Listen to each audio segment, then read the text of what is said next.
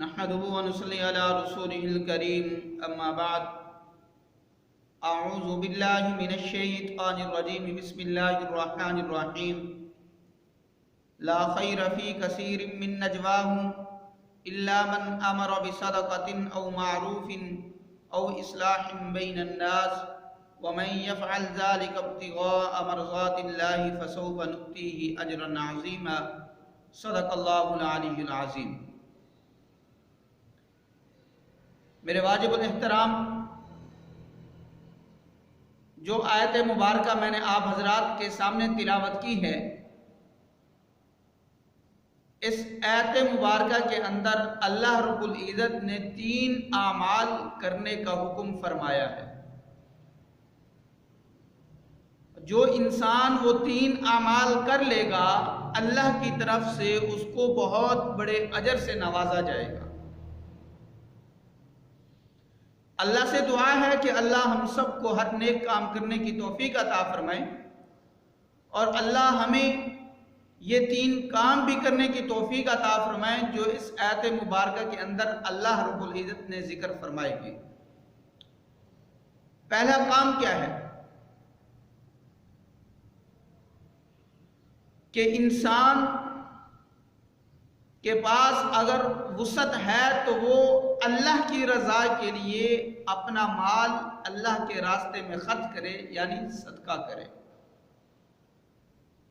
ایک ہے انسان خود صدقہ کرے، اور ایک یہ ہے کہ انسان کے اپنے پاس تو صدقہ نکالنے کی وسعت اور طاقت نہیں ہے، لیکن وہ اپنے دوسرے مسلمان بھائی کو ترغیب تو دے سکتا ہے۔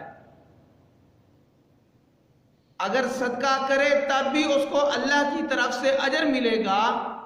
اگر کسی مسلمان بھائی کو صدقہ کرنے کی ترغیب دیتا ہے تب بھی اس کو اللہ کی طرف سے اجر ملے گا۔ یہ تو بہت مشہور ہے کہ قرآن مجید کے اندر اللہ رب العزت نے فرمایا ہے کہ جو بھی بندہ نیک کام کرے گا، اس ایک نیک کام کے بدلے میں 10 گنا اجر ملتا ہے۔ من جاء بالحسنۃ فلہ 10 امثالھا۔ یہ ہے ہمارا پہلا عمل۔ اور دوسرا عمل جو ہے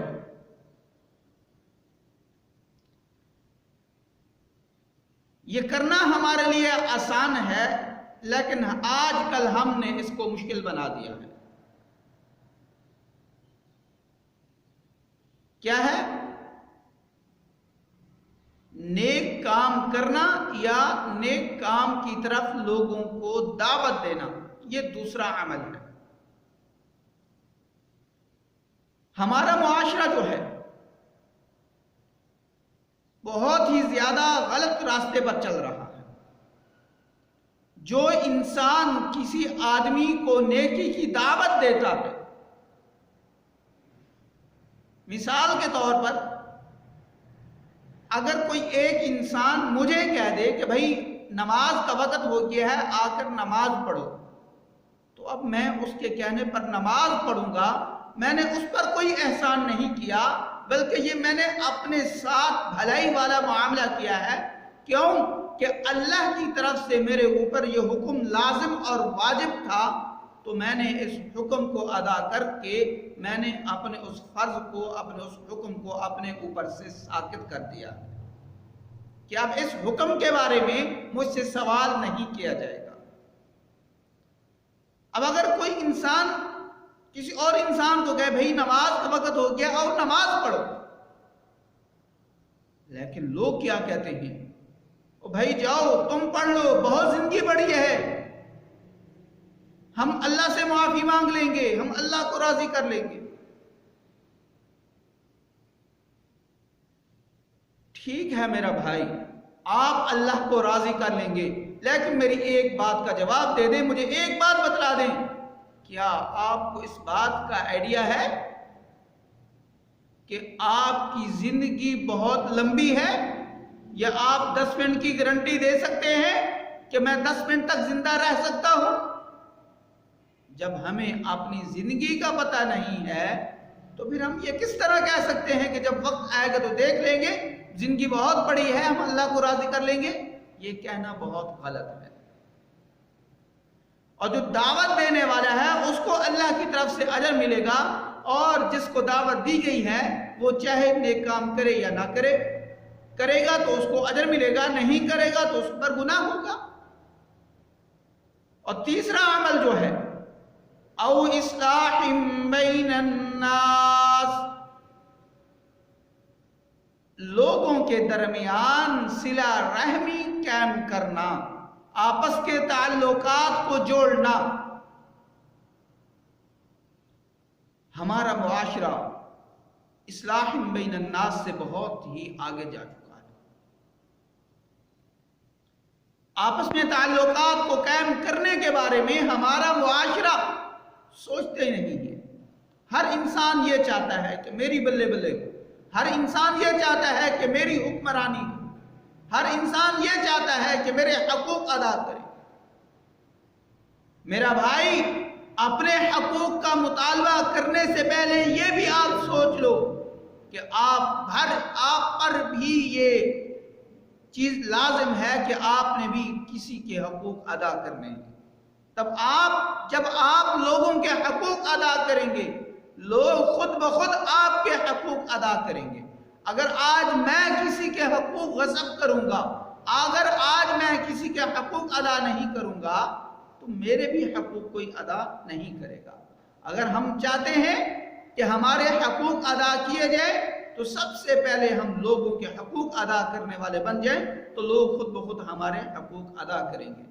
سب سے جو بڑی بات ہے اپنے حق کی جنگ لڑنا، یہ جو ہے ہمارے معاشرے کے اندر لوگوں کے درمیان جو تعلقات ہوتے ہیں یہ تعلقات کو توڑتی ہے۔ اور دوسری وجہ جو ہے ہماری زبانوں کے اندر زہر بھرا ہوا ہے۔ آپس میں تعلقات کے توڑ کا جو دوسرا سبب ہے وہ ہے ہماری زبانوں کے اندر زہر بھرا ہوا ہے، ہماری زبانوں کے اندر مٹھاس ہی نہیں ہے۔ اللہ کے نبی علیہ السلام نے فرمایا زبان شہد سے زیادہ میٹھی ہے۔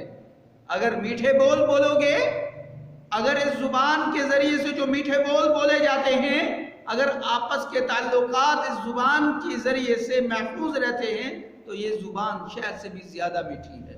اور فرمایا کہ یہ زبان جو ہے زہر سے بھی بہت زیادہ خطرناک زہر ہے۔ اگر ہم اس زبان کے ذریعے سے لوگوں کو تکلیف پہنچاتے ہیں، اگر ہم اس زبان کے ذریعے سے آپس کے تعلقات توڑتے ہیں تو یہ جو زہر سے بھی زیادہ خطرناک زہر ہے۔ حضرت معاذ رضی اللہ تعالیٰ عنہ کو حضور علیہ السلام نے کیا فرمایا تھا؟ فرمایا تھا معاذ پورے دین کا خلاصہ بتلاؤں؟ تو حضرت معاذ رضی اللہ تعالیٰ عنہ نے عرض کیا اے اللہ کے نبی مجھے پورے دین کا خلاصہ ضرور بتلائیں۔ تو اللہ کے نبی نے اپنے ہاتھ مبارک سے اپنی زبان کو پکڑا اور فرمایا کہ یہ زبان پورے دین کا خلاصہ ہے۔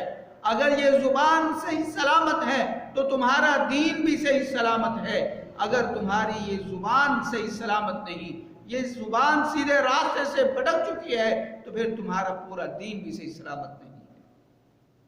تو دعا ہے کہ جو کچھ کہا ہے اللہ ہم سب کو صحیح معنی میں اپنی رضا کے لیے اخلاص کے ساتھ اس پر عمل کرنے کی توفیق عطا فرمائے۔ وما علینا الا البلاغ المبین۔